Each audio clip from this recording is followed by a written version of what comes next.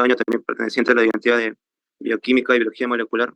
En esta oportunidad les vamos a ayudar con el repaso para su primer examen, bueno, no es su primer examen, para su examen de biomol. Espero que puedan aprovechar todo esto y ya saben, cualquier duda que tengan, están nuestras redes y va a iniciar Brian con el tema de membrana plasmática. Cualquier momento avisan para preguntar, no se preocupen, cualquier cosa estamos acá para ayudar, chicos. Éxitos. Buenas noches, chicos. Quisiera saber si se me escucha de manera correcta. Si ven, pueden ver la pantalla también, se ve con claridad todo. ¿Me pueden confirmar por el chat, por favor?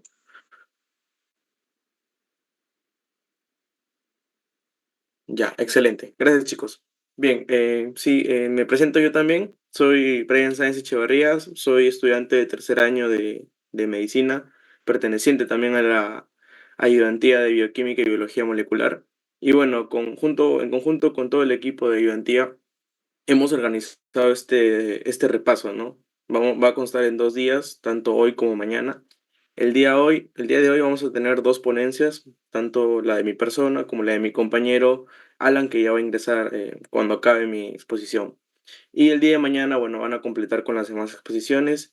Y bueno, eh, para ponerles un poquito en contexto, las ayudantías básicamente nos constamos, o bueno, nos conformamos por estudiantes de años mayores que les damos tips, también conceptos, esquemas, definiciones, banqueos, preguntas, etcétera, para que ustedes puedan sobrellevar los cursos de manera correcta, puedan entender qué es lo más importante y sobre todo que les vaya bien en sus exámenes, ¿no? Entonces, me parece que es el primer contacto que tienen con una ayudantía y bueno, qué honor que sea con la ayudantía de bioquímica y biología molecular. Entonces, bueno, ya sin más preámbulo, pasemos con el repaso. En este caso, yo voy a hacer el repaso de membrana plasmática. Como ustedes están en primer año, están en segundo ciclo aún, por mi parte, el repaso que yo estoy haciendo de este tema va a constar en definiciones que considero que son importantes. También a lo largo de mi ponencia van a ver unos simbolitos como de ADN que considero yo que son importantes o ideas importantes que ustedes tienen que prácticamente grabárselas y que muy probablemente puedan venir en sus exámenes, ¿ya?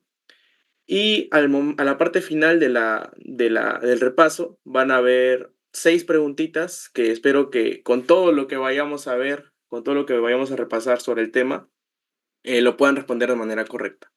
Ya saben, cualquier duda, cualquier sugerencia, etcétera, lo pueden escribir por el chat. Estoy acá yo leyendo también y junto con Nicolás. Bueno, vamos a comenzar entonces.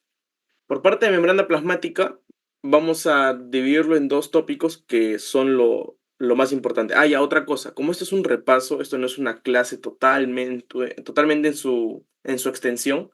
Es más que nada repasar las cosas más importantes.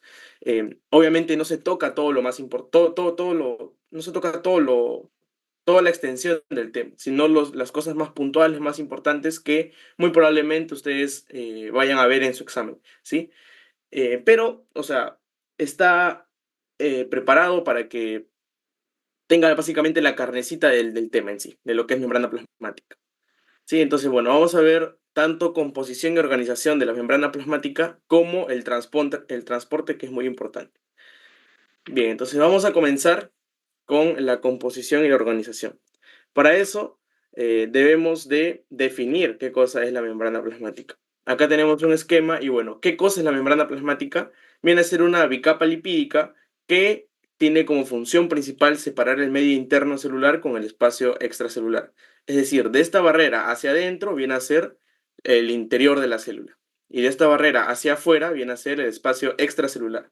¿Sí? El grosor de esta membrana plasmática por lo general es de 5 a 10 nanómetros y se suele observar en microscopio electrónico. No sé si ustedes ya habrán llevado prácticas y habrán visto imágenes. Obviamente en la facultad no contamos con microscopio electrónico, pero quizás les habrán proyectado imágenes de fotografías de cómo se ve las estructuras en un microscopio electrónico. Son básicamente grises, en escala de grises.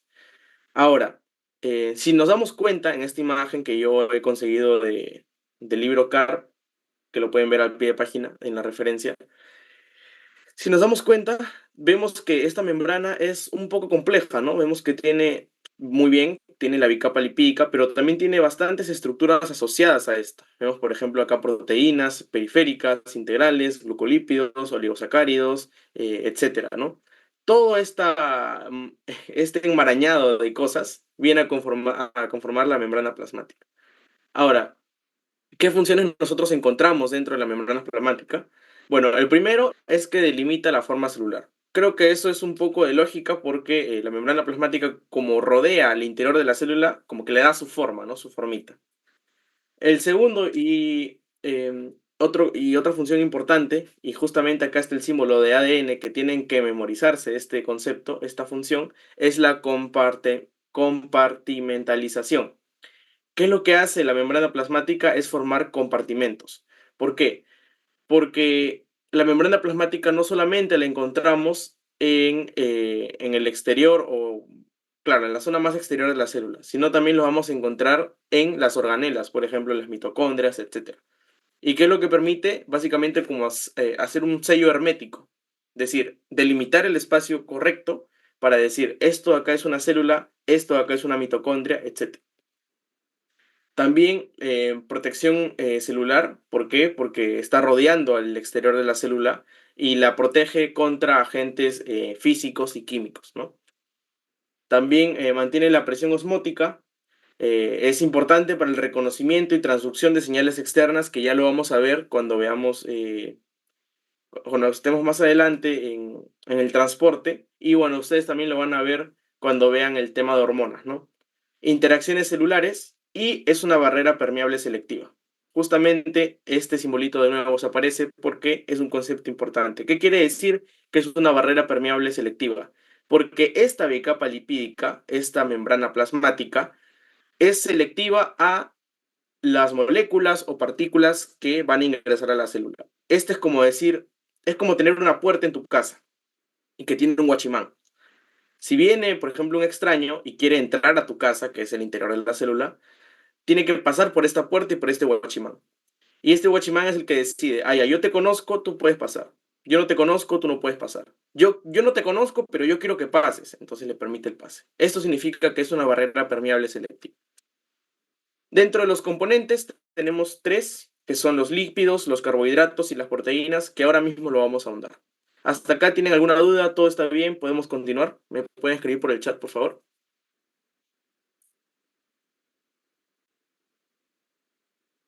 Muy bien, perfecto. Uy, ya, entonces continuamos con la composición de la membrana plasmática. Bien, entonces vemos acá, vamos a hablar acerca de los lípidos. Uy, acá se me escapó unas cositas, ya, no importa. Dentro de los lípidos tenemos una clasificación. Esta clasificación la he obtenido de su diapositiva de clase, que me parece que está excelente esta clasificación, pero como que no se entiende muy bien, como que está un poquito, como que no está tan agradable visualmente, ¿no? Entonces lo he tratado de adaptar para que ustedes lo puedan entender. Dentro de la clasificación, nosotros tenemos a los fosfolípidos, a los glicolípidos o glucolípidos y a los esteroles, ¿sí? Ahora, dentro de los fosfolípidos, nosotros vamos a encontrar a los glicerofosfolípidos y a los esfingolípidos. Dentro de los glicolípidos encontramos a los esfingolípidos y a los galactolípidos. Y dentro de los esteroles nosotros vamos a encontrar al colesterol. Ahora, eh, en los glicerofosfolípidos nosotros vamos a tener esa estructura. ¿Qué quiere decir glicerofosfolípido? Básicamente es una molécula de glicerol unida a dos ácidos grasos, unido a un fosfato, y este fosfato está unido a un grupo alcohol. Aquí tenemos una esfingosina que está unida a un ácido graso y a su vez está unido a un grupo fosfato y a una colina. Espero que se pueda ver de manera correcta el- la letra acá, que está un poquito chiquita, pero bueno, era para que no se malogre mucho el esquema. Luego nosotros tenemos aquí la esfingosina, que está unida al ácido graso y a su vez está unida a un mono o un disacárido. En los galactolípidos, la estructura está conformada por un glicerol que está unida a dos ácidos grasos, también está unida a un mono o un disacárido y está unida a un grupo sulfato, ¿sí? Y por último, el colesterol, que esta su estructura es un poquito compleja, que está conformada por un grupo alcohol más un esterano más una cadena alifática. Otro nombre del esterano, que son estos anillos acá, le van a conocer como el ciclopentano, pentano penhidrofenantreno, ¿sí? Ese es el nombre es el otro nombre del esterano. Y ahora, si ustedes pueden ver acá, el simbolito, ¿no? Que les estaba mencionando, ¿qué es importante que se lleven de aquí, de los fosfolípidos, específicamente de los esfingolípidos? Es que la ceramida, que es un componente que ustedes lo van a ver en bioquímica, la ceramida está conformada por una esfingosina más un ácido graso. Ahora, importante, un concepto importante dentro de los lípidos es la formación de las balsas lipídicas. Estas balsas lipídicas van a estar formadas exclusivamente por los esfingolípidos, ¿sí? Pregunta de examen. ¿Qué cosa podemos nosotros encontrar dentro de las balsas lipídicas en cuestión a su estructura? Es algo similar a esto, que son como, se podría decir como elevaciones, son como elevaciones que están formadas por lípidos, ¿no? ¿Y qué funciones van a tener estas balsas lipídicas? Bueno, la primera que es bueno, permite la organización de las membranas, también señalización celular y un concepto importante que es el sitio de entrada preferida para los virus. Ustedes recordarán de academia, bueno, están más fresquitos de academia, ustedes recordarán que los virus son parásitos intracelulares obligados, ¿cierto? Que requieren de la maquinaria celular para poder cumplir con su metabolismo, ¿cierto? Entonces, hasta ahí todo bien. Entonces, para que estos virus ingresen, necesitan una puerta por parte de la membrana plasmática para poder ingresar y hacer sus fechorías, se podría decir, ¿no? Entonces, ¿cuál es esa puerta de entrada de los virus? Dentro de las tantas, una de ellas son las balsas lipídicas, ¿sí? Pregunta de examen, chicos, muy importante, ¿ya? Ahora, acá nos detenemos un poquito más. ¿Qué otro concepto importante deben de llevarse para el examen? Es el movimiento de los fosfolípidos, ¿sí? Habíamos dicho que, bueno, no voy a retroceder tanto, pero habíamos dicho que las la membrana plasmática está conformada por fosfolípidos, ¿cierto? Es una bicapa lipídica que está conformada por fosfolípidos. Ahora, estos fosfolípidos no es que se van a quedar estáticos en su lugar. ¿Qué es lo que va a pasar? Básicamente es que estos fosfolípidos van a moverse, ¿sí? Van a moverse. Ahora, ¿qué tipo de movimientos van a tener estos fosfolípidos? Básicamente es rotación, difusión lateral, flip-flop y flexión. Para eso nosotros tenemos una imagen que, bueno, también lo ejemplifica muy bien en su diapositiva, en el cual se puede evidenciar el movimiento de los fosfolípidos. El primero de ellos, la rotación. Bueno, es entendible, ¿no? ¿Qué cosa viene a ser la rotación? Es el movimiento del fosfolípido en su propio eje, como si fuera la Tierra, ¿cierto? Luego, la difusión lateral, que cabe precisar, es el movimiento más frecuente de los fosfolípidos. Este surge de lado a lado, de lado a lado. Luego tenemos el flip-flop, que es el movimiento entre monocapas. Es decir, este fosfolípido de acá pasa hacia arriba y este de arriba pasa hacia abajo. Vemos así, entre monocapas. Y para que esto suceda, existe una enzima responsable de este cambio o de este movimiento, que son las flipasas. Pregunta de examen. Y por último tenemos el movimiento de flexión. Básicamente el fosfolípido en su mismo lugar, sin moverse, está flexionándose, como si se estuviera encorvando. ¿Hasta ahí todo bien? ¿Tienen alguna duda? Continuamos, ¿les parece bien? Porque también ¿Podría tenemos repetir el que último, por avanzar. favor? ¿Podría repetir el último, el de la ¿Cómo? flexión? ¿Cómo era? Ah, ya. En la flexión, el fosfolípido, acá podemos ver dónde está el puntero, síganme. Este fosfolípido está en su lugar, está estático, ¿sí? No está rotándose, no se está moviendo hacia otro lado. Pero en su mismo lugar está flexionándose. Es como si nosotros nos estuviéramos encorvando. Nos encorvamos y nos ponemos erguidos. Nos encorvamos y nos ponemos erguidos. Si bien estamos estáticos en nuestro mismo lugar, dentro de nuestra columna vertebral, se podría decir, estamos haciendo un movimiento interno. ¿Sí? De acuerdo, muchas gracias. Ya, perfecto, Kevin. Bien, entonces continuamos. ¿Hay alguna otra duda por ahí?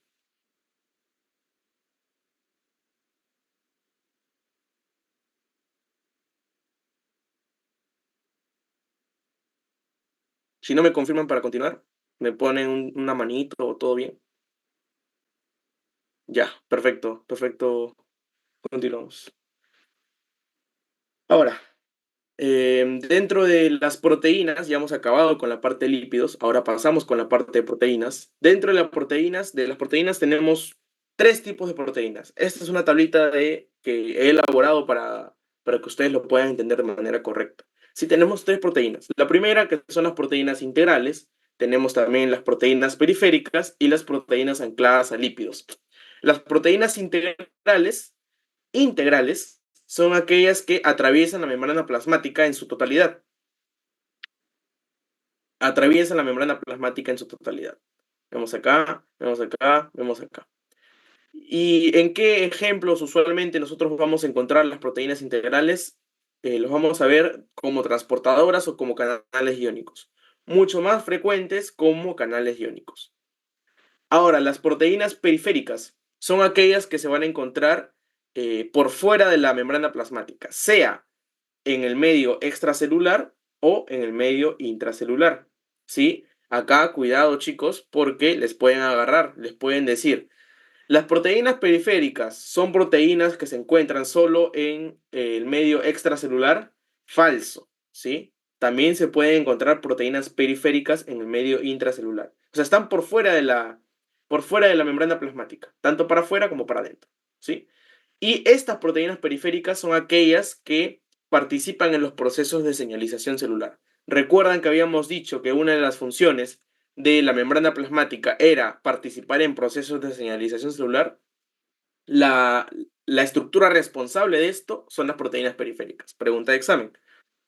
Y por último, las proteínas ancladas a lípidos. Esto es un poquito más complejo, me parece que no lo tocan mucho en su diapositiva, pero bueno, como parte para la vida, estos les menciono en todos casos, ¿ya?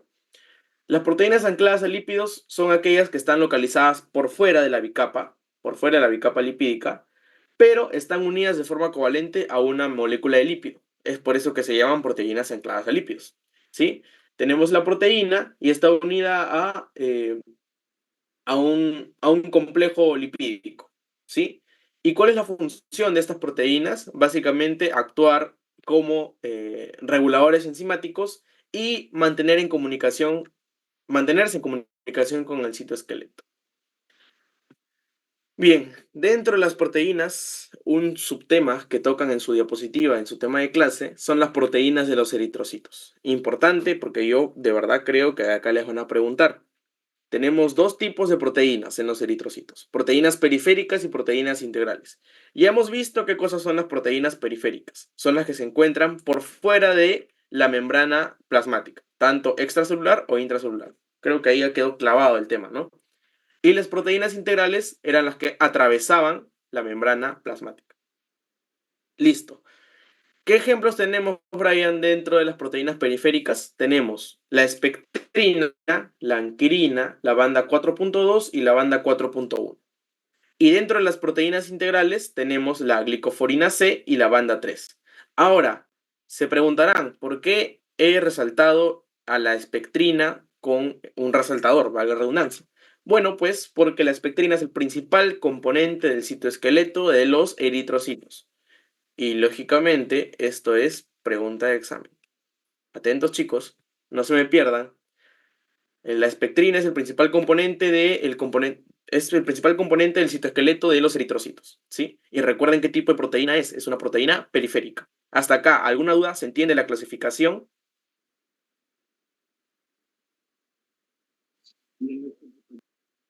Ya, perfecto. Gracias. Ahora, continuamos con las proteínas. Muy bien. Gracias, Omar. Continuamos con las proteínas. Tenemos proteínas de transducción de señal, ¿sí? Son glucoproteínas integrales, ya saben qué cosas son proteínas integrales, que atraviesan la membrana, que van a transformar las señales extracelulares en señales intracelulares. Es decir, llega un ligando a la membrana plasmática. La membrana plasmática tiene que traducir la información del ligando para que dentro de la célula se comience a trabajar en formación de proteínas, etc. ¿Sí? Tenemos tres tipos de proteínas de transducción de señal. Tenemos los receptores acoplados a proteína G.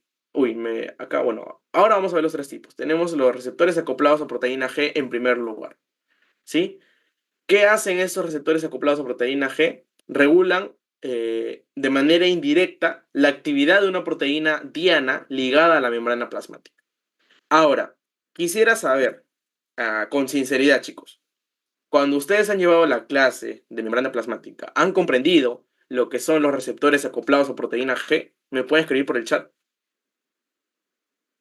Con sinceridad, ¿comprendieron en su clase? Ya, no, dice ahí Karina, no Marcos, no Jimena, no, ya. Está bien, chicos. Está bien, los entiendo porque es un poquito difícil de entender a un primer momento. ¿Ya? Acá, el esquema que les voy a hacer les va a hacer entender, pero de una. ¿Ya? ¿Y por qué les recalco tanto en proteína G? Porque la proteína G, o los receptores acoplados a proteína G, van a verlo en toda la carrera. Se van a acordar de mí. Van a acordarse del primer repaso de ayudantía que han tenido y van a recordar que, que acá lo van a ver. ¿Sí? No se preocupen porque acá van a salir dominando proteína G. ¿Sí? En toda la carrera se ve proteína G. Y es muy importante. ¿Sí? Es sencillo. No le tengan miedo, no le tengan terror. Ya. Pero présteme mucha atención. ¿Sí? Tenemos la membrana plasmática, ¿verdad? Tenemos una membrana plasmática. ¿Qué cosa viene a hacer esto? Si atraviesa en su totalidad la membrana. Una proteína periférica o integral. Integral, muy bien, porque atraviesa en su totalidad la membrana. Ahora, tenemos tres subunidades. Una subunidad alfa, una subunidad beta y una subunidad gamma. ¿Sí? La subunidad alfa, beta y gamma en su conjunto es lo que llamamos proteína G. Entonces, sígame el puntero. Esto de acá que atraviesa la membrana es el receptor. Es un receptor, ¿cierto? Este receptor está acoplado a una proteína G. Es un receptor acoplado a una proteína G. Hasta acá creo que no hay alguna duda, ¿no? Es un momento descriptivo. Ahora, lógicamente, este receptor y esta proteína G están dormidos. ¿Por qué? Porque no hay actividad celular, no hay ningún ligando que llegue y desencadene una actividad. No hay nada, no hay nada, o sea, está estático. ¿Sí? Y como está dormido, está inactivo, significa que la subunidad alfa está unida a una molécula de GDP. ¿Qué significa GDP? Guanosin difosfato. ¿Sí? Cuando está inactivo, chicos, inactivo, sin actividad, significa que la subunidad alfa está unida a una molécula de GDP. Ahora, ¿qué pasa cuando llega un ligando? Supongamos una molécula llega, ¡pam!, se instaura y se acopla en el receptor. El receptor, como es su función, es recibir, recibe esta molécula, a este ligando. ¿Y qué es lo que hace? Básicamente separa las unidades. La proteína G se separa, ¡pam!, se separa. La subunidad alfa se mantiene acá y se separa de la subunidad beta y gamma. ¿Sí? Ahora, como ha llegado una molécula, un ligando, esta proteína G y este receptor están activos. Y como están activos, se cambia este GDP por un GTP, que es el guanosin trifosfato. ¿Sí? Ahora, esta subunidad alfa, como ya está activada con el guanosin trifosfato, va a ser la responsable de buscar otra proteína. ¿Cómo se va a llamar esta proteína? Se va a llamar adenilato ciclasa. ¿Sí? Algunos libros, algunos textos nos mencionan como adenilil ciclasa, pero por lo general adenilato ciclasa. Entonces, esta subunidad alfa unida al GTP ha encontrado este adenilato ciclasa. Y este adenilato ciclasa va a ser el responsable de transformar el ATP intracelular en AMP cíclico. Y este AMP cíclico es el segundo mensajero que permite la cascada de reacciones. Me explico. Este AMP cíclico va a viajar y va a encontrar una organela diana, una organela objetivo, y le va a decir, ponte a chambear, ¿sí? Pero la chamba del receptor acoplado a proteína G termina acá. ¿Me han comprendido? ¿Quieren que repita una vez más? ¿Todo bien? Es importante esta parte, chicos, con sinceridad, la verdad.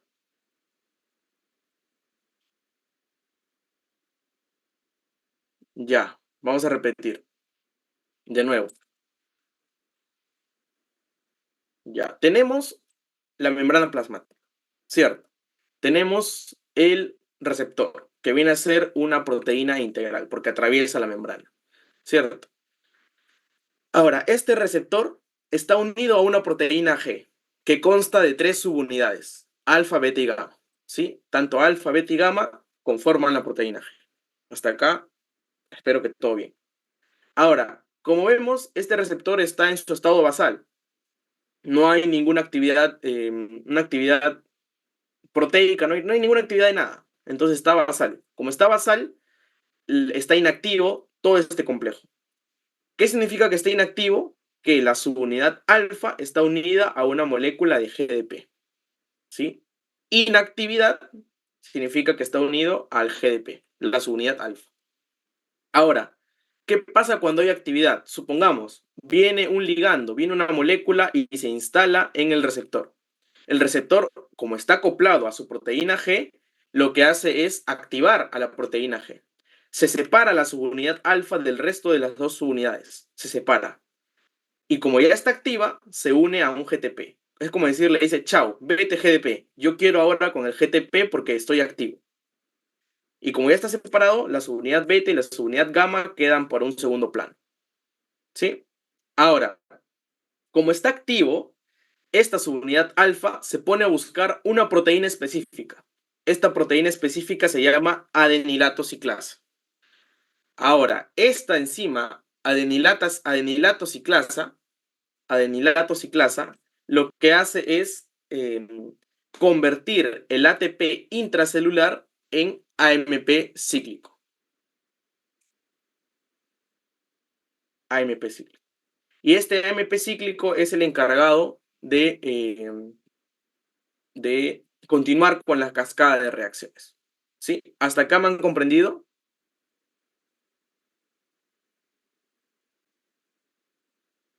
Ya, perfecto. Espero que sí.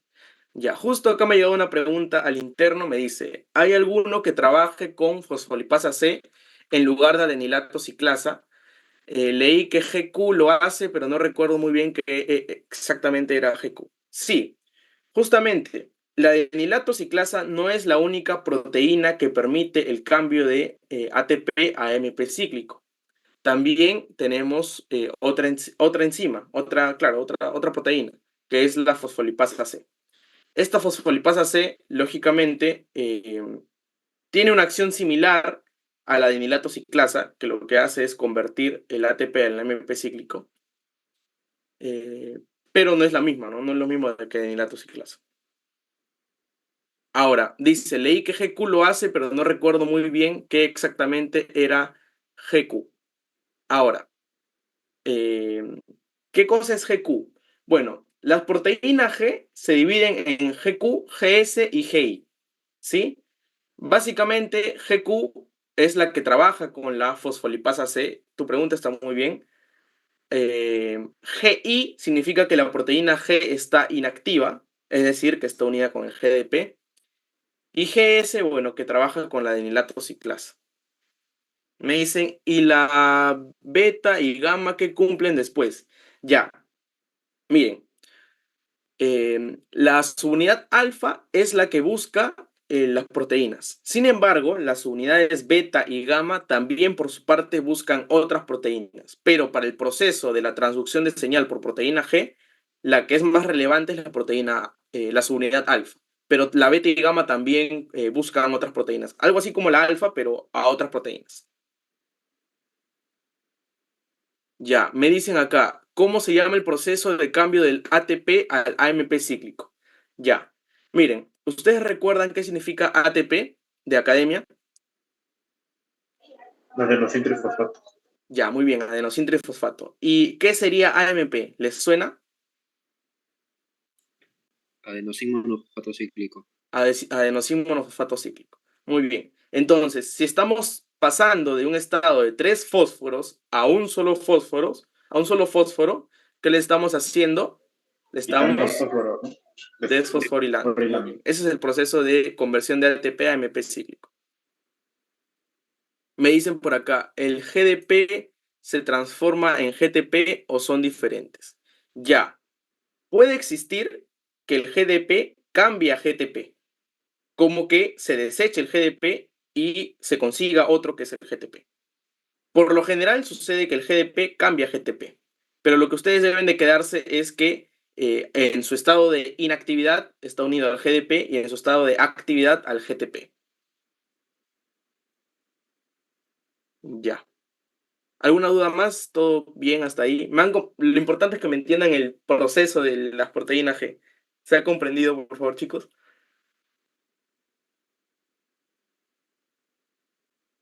Ya, perfecto. Muy bien. Grande, grande, chicos. Ya.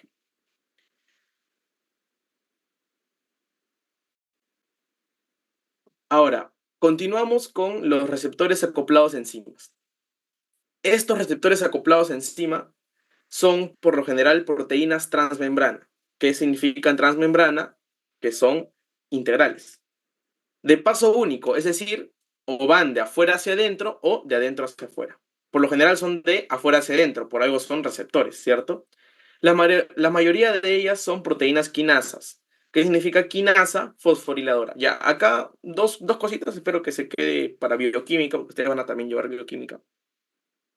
Existen dos tipos de enzimas. Las quinasas, que son fosforiladoras, es decir, agregan fósforo, y las fosforilasas que quitan fósforo. El ejemplo más claro de los receptores acoplados a enzima son los receptores tirosina quinasa. Pregunta de examen. Acá tenemos un esquema en la cual tenemos una membrana plasmática, tenemos los receptores tirosina quinasa. ¿Qué es lo que va a pasar? Estos receptores tienen un dominio intracelular. Este dominio intracelular se junta, se unen ambos receptores para que llegue una molécula señalizadora.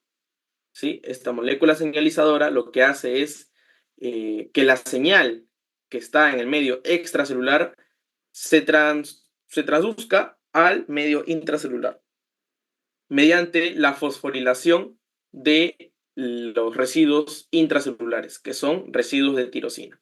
Se fosforila esto y esto origina una respuesta intracelular. ¿Sí? ¿Se ha comprendido cómo es que funcionan los receptores acoplados a enzimas?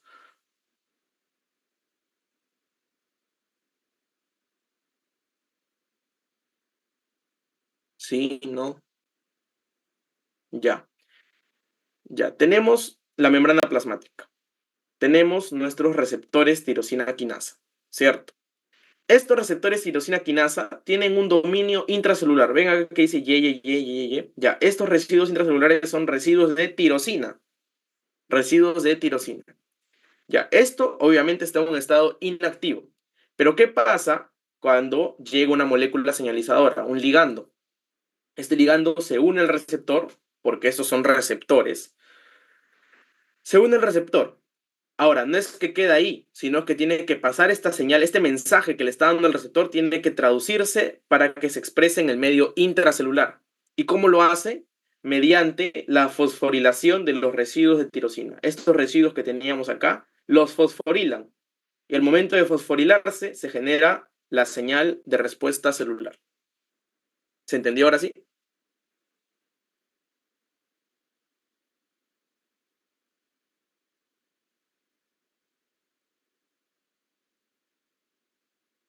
Ya, muy bien. Y por último tenemos a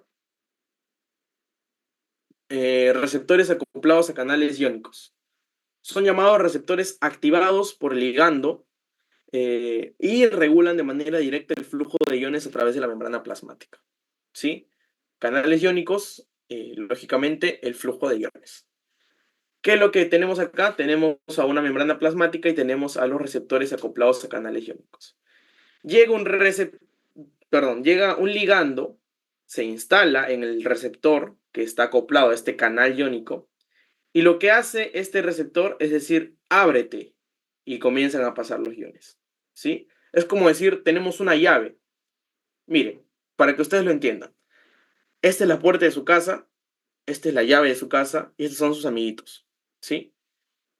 Los amiguitos de ustedes no pueden entrar a su casa si es que ustedes no abren la puerta, si es que ustedes no abren la puerta con su llave, ¿cierto? Pueden estar los amiguitos afuera de su casa, pero si ustedes no están ahí con ellos y no abren la puerta, ellos no van a poder pasar. Entonces, ustedes son los que permiten que se abra la puerta para que sus amiguitos pasen. ¿Sí? Es sencillo de entender. Solamente llega la molécula señalizadora, abre la compuerta y pasan los iones. Ojo, son iones porque estos son canales iónicos. ¿Se comprendió lo de receptores acoplados a canales iónicos?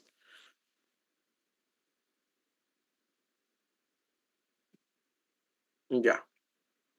Creo que con los ejemplos así chistosos se entienden, ¿no? Ahí sí me entienden, creo. Ya. Continuamos. Carbohidratos. Los carbohidratos, bueno, esto ya es un poquito más sencillo.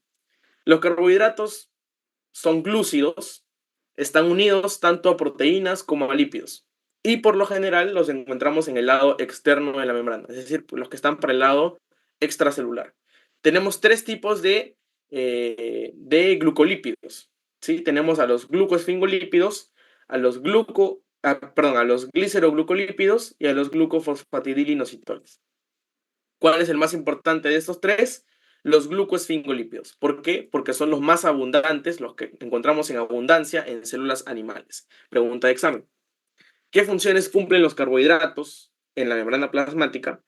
Bueno, el primero de ellos es que poseen cargas negativas que atraen cationes y agua del medio extracelular. Es decir, hacen que estas moléculas, tanto los cationes como moléculas de agua, se acerquen hacia la periferia de la célula. Y esto permite, pues, el ingreso de estos cationes y del agua. Luego, protegen a la célula de las lesiones, por ejemplo, en el intestino. Acá nosotros tenemos eh, células intestinales que están conformadas, o bueno, que tienen en su superficie microvellosidades. Esto ustedes lo van a ver en histología. Las microvellosidades permiten el aumento del área de absorción de la célula, ¿sí? Y a su vez, como tienen componentes de carbohidratos, se protegen de las lesiones que puedan haber en el intestino. Por lo general, lesiones físicas que pueden ser causadas por las heces o por algún tumor extraño, ¿sí? Luego, los carbohidratos, importantísimos, chicos, marcadores de identidad de la célula. ¿Y cómo funcionan como marcadores de identidad? Mediante el complejo mayor de histocompatibilidad. Esto ustedes lo van a ver a más detalle en inmunología, me parece que también, me parece que en histo, ¿sí? En fisio también creo. Pero así a fondo lo van a ver en inmunología. Casi todo inmuno es complejo mayor de histocompatibilidad, ¿sí? Y por último, otra función importantísima es la diferencia entre grupos sanguíneos, ¿sí? Gracias a los carbohidratos, nosotros podemos tener el sistema conocido como el AB0 o el ABO, ¿cierto? Listo, hemos terminado composición y organización. ¿Tienen alguna duda para pasar a transporte? Ya nos está ganando la hora también.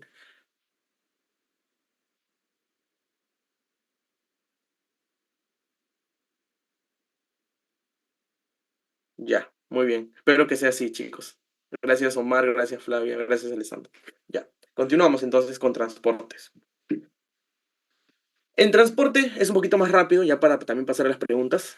Tenemos un cuadrito muy bonito que también elaboré, que simplifica casi todo lo que es transporte. Tenemos un transporte pasivo y un transporte activo. Principal diferencia entre transporte pasivo y transporte activo es que el transporte activo requiere de un gasto de energía.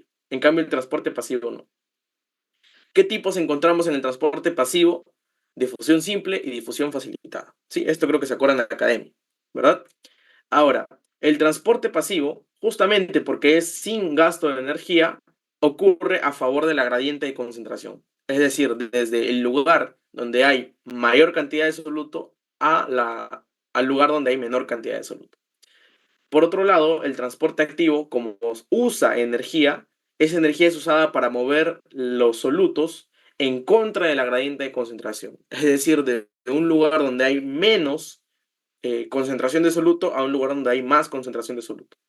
En la difusión simple, los iones no atraviesan la membrana, y en la difusión facilitada, como su nombre propiamente lo dice, facilitada, es que está facilitada por algo. ¿Qué cosa lo facilita? Las proteínas. ¿Qué tipo de proteínas? Integrales.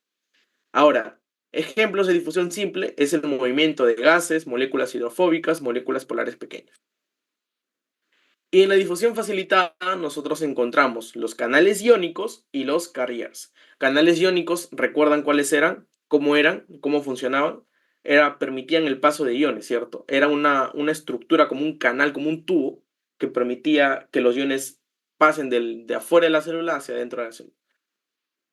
Ahora, dentro de la difusión facilitada, nosotros lo vamos a encontrar como tipo uniporte, ¿sí? Porque esto de cotransporte, que comprende simporte y antiporte, es parte del transporte activo secundario, ¿sí? La difusión facilitada se caracteriza por ser de tipo uniporte. ¿Y qué es lo que hace? Está moviendo una molécula de un lugar a otro a favor del gradiente de concentración mediante el uso de una proteína. En este caso es integral. El ejemplo más característico, más clásico de difusión facilitada es el transporte de glucosa mediante los GLUT, perdón. ¿Qué cosas son los GLUT? Los glucotransportadores. Ahora, ustedes habrán visto en su diapositiva, y bueno, en los libros también, tanto de biología celular como en los libros de bioquímica, los GLUT son una gran cantidad de tipos, o sea, tienen una gran cantidad de tipos, dentro de los cuales yo he destacado estos 4, ¿cierto? Estos 4 son el GLUT1, el GLUT2, el GLUT4 y el GLUT5. Y se van a acordar de mí cuando lleven bioquímica, que los que más van a ver acá, los que van a ver a cada rato son GLUT4, sobre todo GLUT4, GLUT4, GLUT2 y por ahí GLUT1. También GLUT5, pero sobre el que más van a ver es el GLUT4. Y es por eso que lo he puesto con simbolito de examen. GLUT4, ¿en dónde lo encontramos? En los músculos. GLUT2 y GLUT5, intestino delgado. Y el GLUT1 en el cerebro. Por ahí les pueden preguntar, ¿dónde está encontrado el GLUT1 en el cerebro? En mayor abundancia. Ahora, el transporte activo. Les había dicho que tenemos transporte activo primario y transporte activo secundario. El transporte activo primario es el que nosotros conocemos como ATPasa. Todo lo que nosotros veamos que tenga al final ATPasa, ATPasa, ATPasa, ATPasa es transporte activo primario. Ahora, ¿qué es lo que hace este transporte activo primario? Bombean iones en contra de su gradiente de concentración, ¿sí? Pero mantienen el potencial electroquímico. Aquí nosotros tenemos 3 clases, la clase P, la clase ABC y la clase V. Ahora, en la clase P nosotros tenemos a la bomba de sodio-potasio ATPasa. Y también tenemos a la otra bomba que es de hidrógeno-potasio ATPasa. En la clase ABC lo encontramos en las membranas de las células eucariotas. Y las de la clase V las encontramos en organelas. Espero que vean la diferencia acá. En una encontramos en la membrana de las células eucariotas, es decir, del compartimento general celular. Y en el otro, en la clase V, lo encontramos en las organelas. ¿Sí? Transfieren hidrógeno. Ahora, el transporte activo secundario, a diferencia del primario, ¿cómo lo van a diferenciar? Bueno, en primer lugar, porque no tiene el sufijo ATPase. Y además de que utiliza un gradiente electroquímico generado por el transporte activo primario para mover las moléculas en contra de su gradiente. Acá nosotros tenemos los famosos cotransportadores.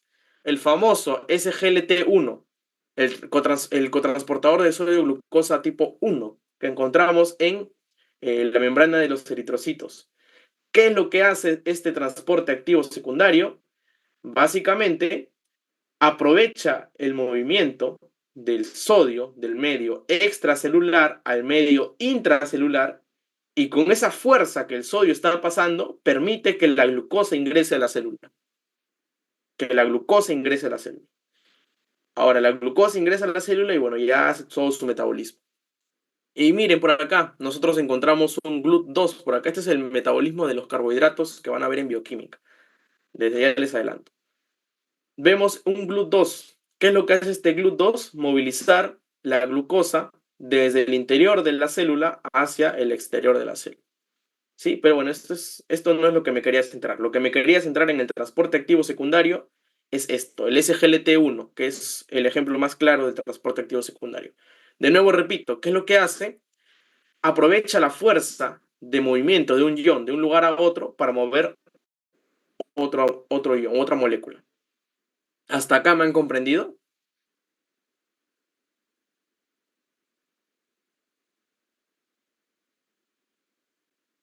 ¿Me comentan, por favor? ¿O reaccionan? Ya, perfecto, perfecto, chicos, muy bien. Ahora, entonces, continuamos con las preguntas. Ya, les voy a dar 15 segundos para que ustedes resuelvan la pregunta. Les leo. En todas las membranas biológicas encontramos dos grandes grupos de sistema de transporte facilitado. ¿Cuáles son? A ver, 15 segundos.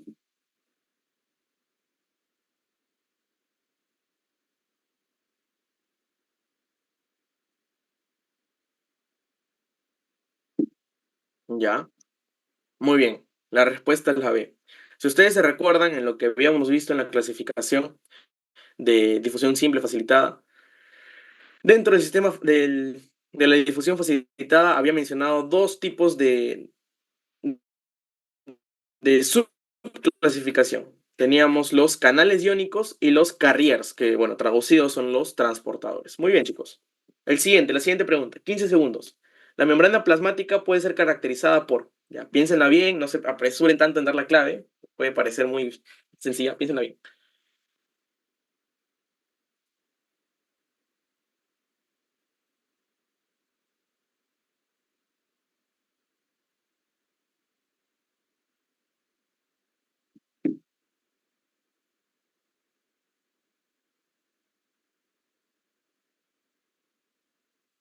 Ya.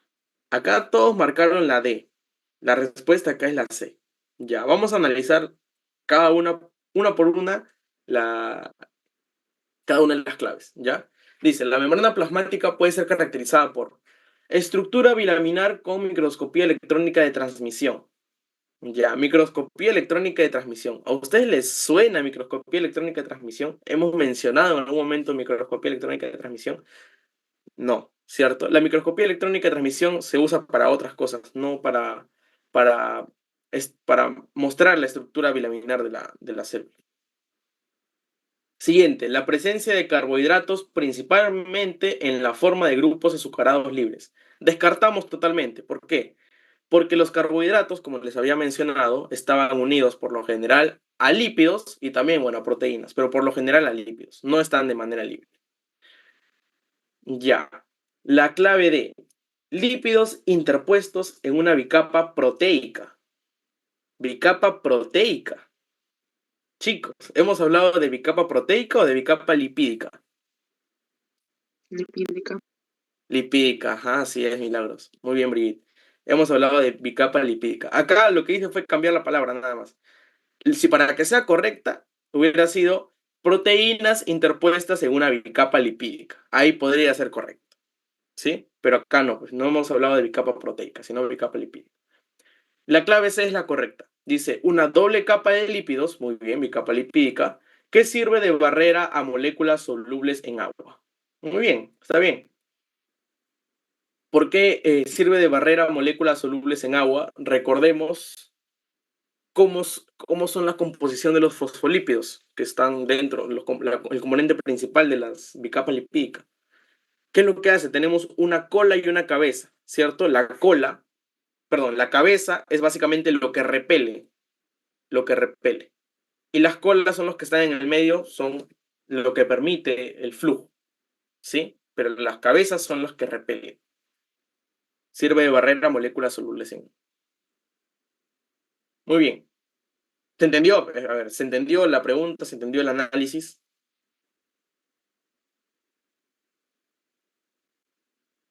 Ya, muy bien. Continuamos. ¿Cuál de las siguientes afirmaciones caracteriza correctamente las proteínas de membrana?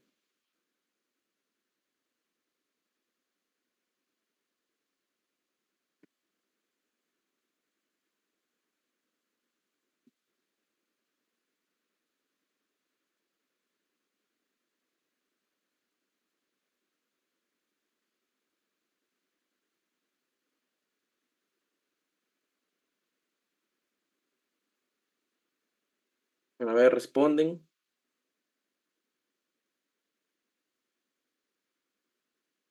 Ya, dicen por ahí la D, la B, B, D, B, D, ya. La clave es la B, ya. Tranquilos chicos, vamos a analizar uno por uno. ¿Cuál de las siguientes afirmaciones caracteriza correctamente las proteínas de membrana? La primera, su contenido es constante en células con distintas funciones. A ver, acá analicemos un poquito. Em, si tenemos células con diferentes funciones, ¿ustedes creen que eh, las, las proteínas sean iguales en todas? No, ¿verdad? Descartamos la A. La clave C. Las proteínas pueden eliminarse completamente de la membrana mediante procedimientos de extracción suaves. Ustedes, a ver, en primer lugar, ¿ustedes consideran que las proteínas se puedan quitar así por así de la célula? No, ¿verdad? Y menos por procesos de extracción suaves. O sea, ¿cómo vas a quitar una proteína de una bicapa lipídica? La clave D. Las proteínas de membrana incluyen proteínas integrales asociadas con la superficie extracelular.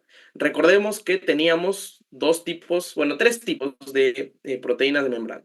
La primera, que eran las proteínas integrales, que son las que atravesaban totalmente la membrana celular, la membrana plasmática. Las proteínas periféricas, que son justamente lo que dice acá, que se encontraban en la superficie exterior de la membrana, tanto en la zona extracelular como en la zona intracelular. Y las proteínas ancladas a lípidos. ¿Sí? Esta está incorrecta porque las integrales no son las que están asociadas con la superficie extracelular. Serían en todo caso las periféricas. La clave B es la correcta. Nos dice, las cadenas polipeptídicas se pueden extender a través de la bicapa lipídica una o múltiples veces, ¿sí? Y justamente, a ver, ya, bueno, justamente vamos a retroceder un poquito más. Justamente, aquí está el ejemplo claro. El ejemplo claro son los receptores acoplados a proteína G. Que un dato curioso es que estos receptores se pliegan 7 veces en la membrana plasmática. ¿Sí? Pueden no solamente estar pasando una vez, sino más de una vez. Ya. A ver, chicos, siguiente pregunta. Ah, ¿se entendió hasta acá? ¿Se entendió por qué no es la D y sí es la B?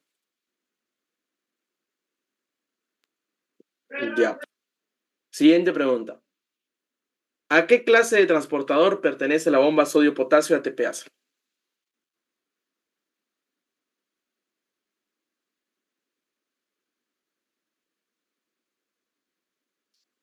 Ya, de cajón todos, de una, la A. Muy bien, chicos. Clase P. Me parece que es la última, o bueno, la penúltima. ¿Qué proteína es la más abundante del citoesqueleto de los eritrocitos y a qué tipo pertenece? Ya la sé. Esto también se lo dije de clave, ¿no? De pregunta de examen. Espectrina y de tipo periférica. Y por último, esta era la última. ¿Qué enzima se encarga del movimiento de fosfolípidos entre monocapas? ¿Recuerdan? Muy bien. La flipasa. ¿Y cuál era el movimiento? ¿Se acuerdan qué tipo de movimiento era? Flip-flop. Perfecto, chicos. Muy bien. Muy bien, chicos. Han estado bien. Me alegra que hayan estado contestando. Espero que se haya entendido sobre todo la parte de proteína G, que es muy importante. Y bueno, si tienen alguna duda, lo pueden escribir mediante las redes sociales o si acá, antes de que ingrese mi compañero. Eso sería todo, chicos. Éxitos en su examen, éxitos en su examen.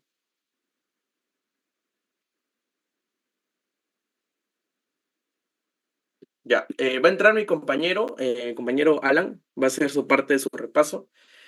Y bueno, yo paso a retirarme, chicos. Muchas gracias a todos por su atención.